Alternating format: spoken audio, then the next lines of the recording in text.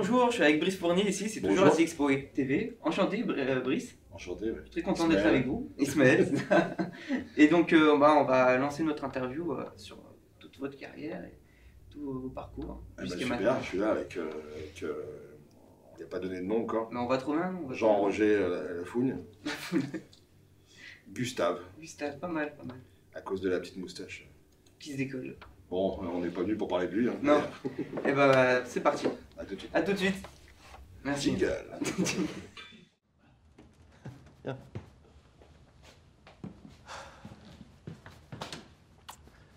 Tu veux une bière? Non, je vais pas rester là. Tu me files les clés. C'est bon, reste 5 minutes, ça va. Tiens, je te présente Fabrice. Bienvenue. Commissaire divisionnaire Millet. Bah, détends-toi Thierry, hein, c'est good.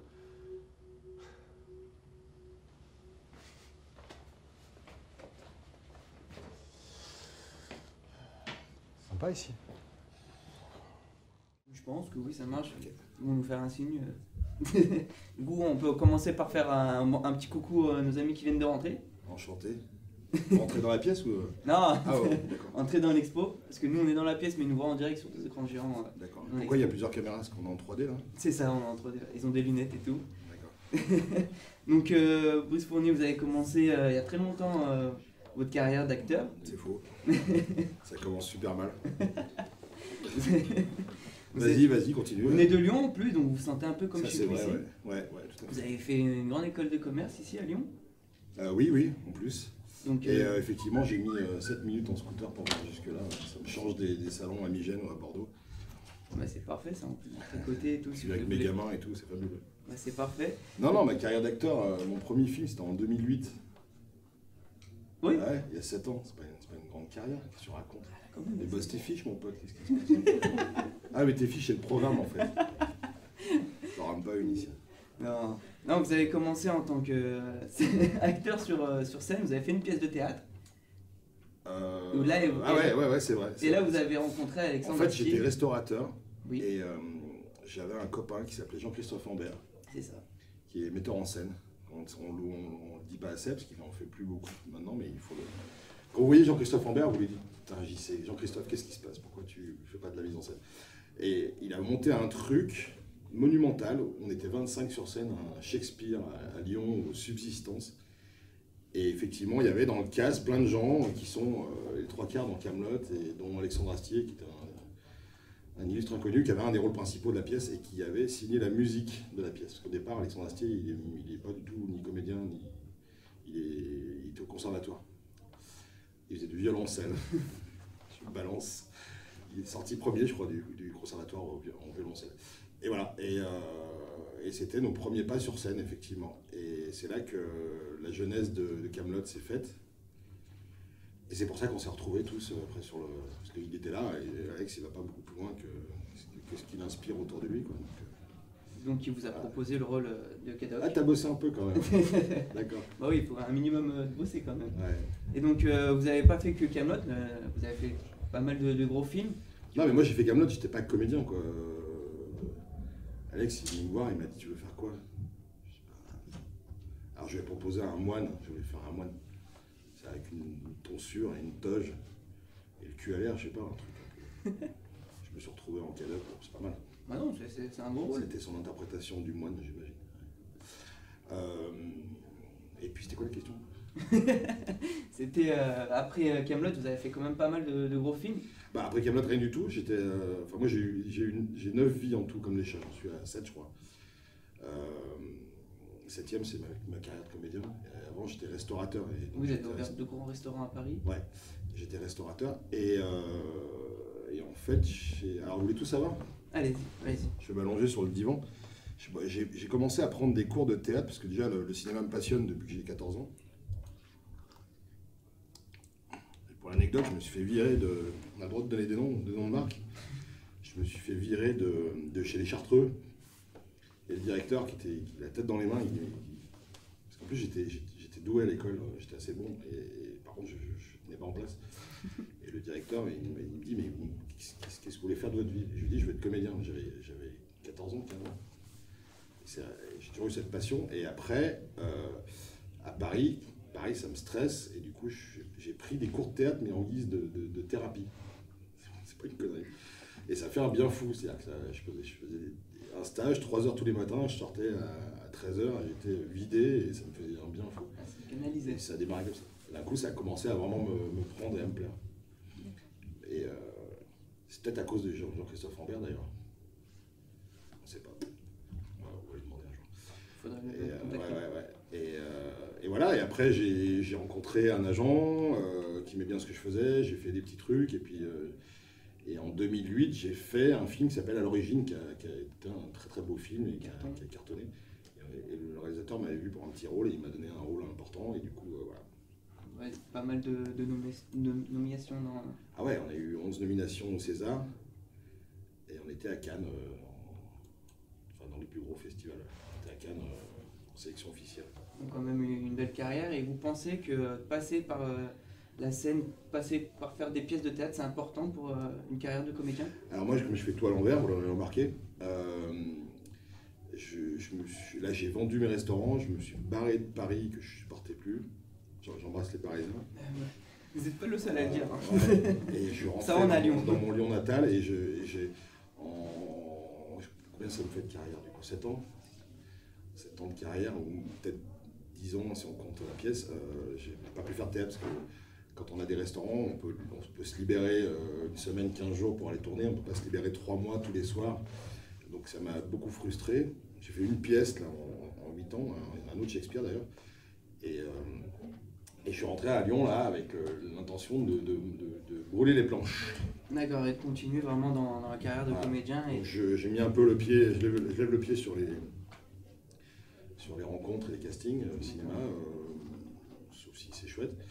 Et puis je prépare plein de projets de théâtre. Vous avez plein de projets de pièces de théâtre, pas de films mais de pièces de théâtre. Ouais. Et il y en a une qui va arriver bientôt Alors normalement il y en a une qui arrive le 23, qui est une espèce de pièce loufoque d'un metteur en scène génial qui s'appelle, un auteur metteur en scène qui s'appelle Olivier Maille, qui fait c'est du café-théâtre, en l'occurrence c'est une pièce très burlesque qui s'appelle Les Experts. C'est une espèce de Pamela Rose sur scène. D'accord. Et on répète ça là. Normalement je joue ça à un théâtre qui s'appelle Lulu sur la colline, qui est à la Guillotière. D'accord. Un théâtre dans une usine désaffectée qui est très jolie. Et on joue ça, je joue ça, enfin je suis en équipe B en fait, c'est-à-dire qu'il y a une équipe qui joue et il y a une deuxième équipe qui joue, donc je fais le rôle principal en deuxième équipe. D'accord. Donc normalement j'y suis le 23, 24, 25 je crois. 23, 24, 25, donc notez bien, Ose Fournier au théâtre de Guillotière. Et 23, 24, 25. qu'est-ce qu'on a? Alors, peut-être, alors c'est que des projets, hein, donc, mais il y a des choses qui bougent, peut-être un Tartuffe, alors un espèce de Tartuffe énorme, un soir, au Radiant le 26 janvier. Radio, 26 janvier, donc Ouais. 2016. 2016, ouais. 26 janvier, putain. En 2015. Merde. Faut que j'y aille. 26 janvier 2016, ouais. Au Radiant, alors ça va être un ovni, hein, parce qu'on va le jouer un soir. Enfin, si on le vend, on va le jouer d'autres soirs, mais on est prévu qu'on monte tout ça pour un soir. Ouais. Donc, J'ai ça, et puis j'ai une comédie, alors normalement c'est une comédie de Jacques Chambon, que je dois jouer alors je sais plus le nom du théâtre, c'est à Péronas, à côté de Bourg, pendant 15 jours en septembre, et après normalement à Vevey en Suisse. D'accord. Ah, ça l'info elle date d'avant-hier, je ne peux même pas vérifier, mais voilà. C'est une bonne Et ça serait avec Jonathan Chiche, qui est un comédien lyonnais que j'adore, et que voilà, il a 30 ans, j'en ai bientôt 50, donc on a trouvé un truc où il est jeune et je suis vieux, et il est fouilleux, je suis con, voilà. C'est un bon concept. Alain Chambon, hein, je ne sais pas si ceux qui connaissent Jacques Chambon, c'est le personnage de Merlin dans Kaamelott, D'accord. qui est un auteur lyonnais, qui est un peu l'auteur lyonnais, parce que c'est lui, il a une production de qualité et, comment on dit, prolixe, dithyrambique, ornithorynque. Ouais, peut-être, c'est plutôt ornithorynque. Ornithorynque. Et c'est super ce qu'il écrit, et en plus il écrit souvent des rôles pour lui, et là comme il a écrit pour moi la pièce, il s'est mis un peu à ma place, ou je me mets à sa place, donc c'est un super rôle, quoi. Donc c'est chouette. Ça va s'appeler, on n'a pas de titre encore. On a baptisé ça pour l'instant, parce que c'est un jeune qui se rêve en parrain de la mafia, donc on appelait ça, je crois qu'on en est à Jean-Pierre Corleone. Corleone. Un mélange de noms français. De Jean-Pierre et de Corleone. C'est bon, toi. Un mélange français-italien, donc Ah, ça va, ça a l'air d'être Corleone, français. Corleone, c'est le nom de la famille dans le parrain. Oui. Bah, Donc c'est italien. le nom moi, du je pensais village que- où il y a tous les mafieux en Italie. Oui. Mais il faut pas le dire ça par contre. D'accord. Bon, bah, du coup, n'écoutez pas. Vous savez que ils ont arrêté le grand parrain de la mafia il y a 3-4 ans. Le mec était un paysan dans une ferme à Corleone, dans le village de Corleone. Et il communiquait, il n'a pas de téléphone portable, il n'a rien, il communiquait avec des boulettes de papier qui passaient tous les jours à ses lieutenants. Ah, oui, Et le mec, il est assis sur des milliards d'euros et dans sa ferme avec ses chèvres. Donc, il faut être paysan pour gagner sa vie, je pense, non? Voilà, c'est ce que j'essaie de C'est faire. une bonne idée. Bon, allez, oh. Donc, bah, à côté de vous, vous avez la mascotte, Ouais, alors, The Expo TV. Tout à l'heure, on a discuté alors voilà, un on peu, essaye vous de avez lui trouver un nom. un nom, ouais. Donc on en est à jaune devant, marron derrière. On ne sait pas trop encore. Le slip magique, C'est magique. qu'est-ce qu'on avait dit? Fouf doré. La fouffe dorée. Ouais. Ça pourrait se mettre comme ça, il y a un petit crochet. En plus. Voilà, si quelqu'un a une idée de nom. N'hésitez pas, hein, ça fait depuis hier qu'on cherche et on a pas mal de propositions. Donc, Bon, il a déjà une qualité, c'est qu'il n'est pas trop vilain. Parce que normalement, les mascottes, c'est quand même super laid. Quoi. Ah, il est mignon, Et tout ce ça. qui est Coupe du Monde, machin, c'est sordide quand même. On dirait des tueurs d'enfants déguisés. Quoi. je pense qu'il y a pas mal d'idées. Ah, qui ça sortent va, il y a du un coup, côté. Il y a les petites bulles qui rappellent un peu les larmes dans Candy. C'est Dès vrai. qu'elle pleurait, les C'est yeux, vrai. ils faisaient comme ça. Bon, 4 images par seconde, on ne fait pas des miracles. Hein. C'est vrai. Mais il y avait toujours ce petit truc qui symbolisait les larmes. Donc voilà, c'est censé être touchant, c'est ça? C'est ça. Donc pour finir, vous avez fait des pièces de théâtre, vous avez fait du cinéma, mais vous faites des courts-métrages aussi. Ouais, alors moi, ouais, c'est marrant, j'y pensais ce matin, parce que je réfléchissais à ce que je vais pouvoir vous raconter. Et en fait, alors, ça se précise, hein, mais j'aime bien faire les choses par passion. Hein. J'ai envie de faire des restaurants, c'est fait. Du théâtre, et le cinéma, j'adore le cinéma, mais j'aime pas trop l'énergie, enfin, tout ce qu'il y a autour, qui est quand même pas très classe parfois. D'accord. Par contre, le court-métrage, c'est génial parce que c'est un peu du cinéma. Bon, il n'y a aucun moyen, mais par contre, il y a toujours de l'envie et de l'énergie. Et du coup, c'est génial Donc, j'en ai goûté un, je trouvais ça vachement bien et j'en ai enquillé là 5-6 en l'espace de 2 ans. Et à chaque fois, il y a des super trucs, quoi.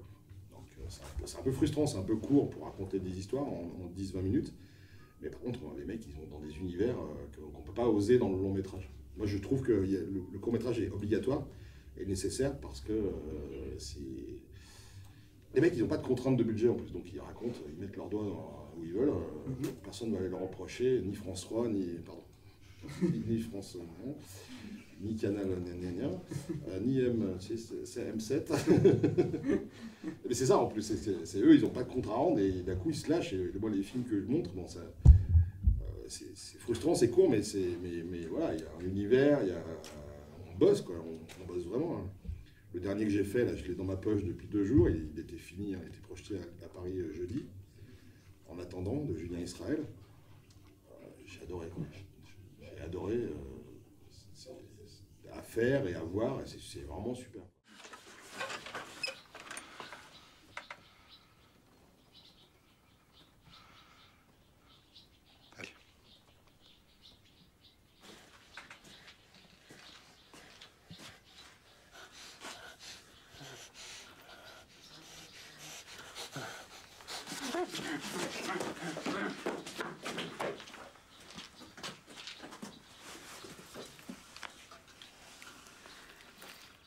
D'accord, donc vous conseillez à tout le monde de passer par le court-métrage et même pour vous, vos projets vont être aussi dans le court-métrage à l'avenir. Vous essayerez de continuer dans le court-métrage?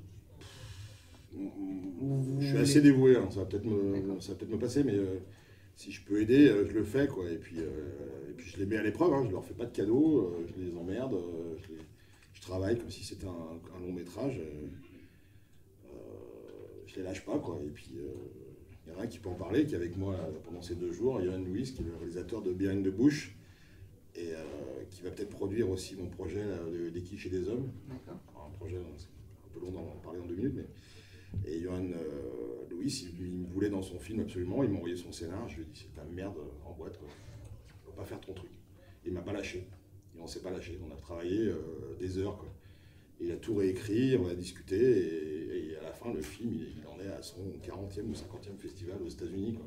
C'est super, c'est génial. Pour un truc tourné dans l'Isère, c'est quand même. Hein. Et d'ailleurs, cet après-midi, à 16h15, il y a une diffusion d'un de vos courts-métrages. Vous pouvez nous donner quelques mots par rapport à... Alors j'en ai plein, Donner envie à nos amis. Regarde, il y a le patron. On va voir le temps qu'il nous a imparti, mais j'en ai 5 dans ma poche. On en a diffusé déjà un ou deux hier, donc c'est peut-être ceux qui ne seront pas vus aujourd'hui, mais j'ai En attendant, là, qui est là, le petit nouveau, de Julien Israël, qui est super. J'ai Behind the Bush, donc de Johan Lewis, qui sera avec moi, qui est un petit film d'horreur qui a fait un carton monumental en festival, spécialement aux États-Unis, parce qu'ils sont amoureux du genre. J'ai Extreme Pinocchio, le fameux Extreme Pinocchio, qui est une espèce d'ovni, une satire de conte, qui doit devenir normalement une série, les contes de l'extrême. Sang froid de Shakib Taleb, qui est un thriller qui est extrêmement bien écrit, qui a eu le prix du scénario à Sapporo, en fait, au Japon, qui est le plus gros festival au monde. Et j'ai oublié le dernier. Tu peux pas tes fiches. Si. Alors, Sang froid, des quiches. Ah bah non, j'oublie le mien, bien sûr. Ah bah oui. Le mien, bah voilà. Des quiches et des hommes. Voilà. J'ai une minute ou pas? Oui, bien sûr. Alors, Des quiches et des hommes, c'est un projet. Alors, je travaille à l'envers sur ce projet, c'est volontaire. C'est-à-dire que de faire un cahier des charges qui définira un projet, j'ai tourné mon projet et j'en ai défini un cahier des charges. Ce qu'on va voir aujourd'hui, c'est le numéro 0. C'est à base de recettes de cuisine, d'humains et de choses à raconter et de se mettre des doigts dans le nez aussi si on a envie. Donc la première, c'est J.C. Ambert et on fait une quiche Lorraine et le sujet, c'était voulu par J.C. Ambert, c'est la position de la quiche Lorraine dans le développement économique européen. Pas mal de parallèles un peu. Voilà. Donc, comme je l'ai dit une fois dans un salon à une projection, j'ai dit ça, les mecs m'ont regardé comme ça, j'ai dit si vous ne m'arrêtez pas maintenant, ça va être compliqué là, ça risque d'être très très long. Mais il le fait, hein, il en parle. D'accord. Il en parle. J'ai coupé tout le passage sur Léon Blum parce que c'était trop long. Mais ça fonctionne. Alors pour le coup, Yann Louis, qui est le réalisateur de Behind the Bush, mais qui est aussi producteur, veut produire. Ah, patron, vous coupez le téléphone alors? Monsieur Jiménez, au tableau. Johan Louis veut produire les quiches, on en a parlé encore hier. Et ça devrait démarrer bientôt avec. Pour l'instant, on a dans les tablettes Vanessa Bria, celle qui a lancé Poulpe et Mourier, qui est aussi qui dirige maintenant le studio Bagel, le canal. Ah, pas mal. Et on a aussi prévu Franck Pitiot qui veut faire une escalade panée. D'accord, en tout cas, nous, on encourage nos amis de la Chapelle Touch à à venir regarder à 16h15 votre court-métrage. Et on vous remercie de votre venue. Merci. Ça fait plaisir d'accueillir des personnalités en plus qui viennent de Lyon. Voilà. Et pour la première fois à l'antenne, je ne sais même pas son nom. Ismaël. Ismaël. Enchanté. Ismaël comment? Ismaël Ben Seber. Monsieur Ben, ça. Enchanté. On refait l'interview, c'est ça? On se représente. Tu veux mon fauteuil? Bon, en tout cas, merci Brice et à très bientôt. Moi, c'est Brice Fournier. Oui, Brice Fournier. Ou Cadoc. Non. Donc, je vous souhaite de passer une bonne journée et à très bientôt.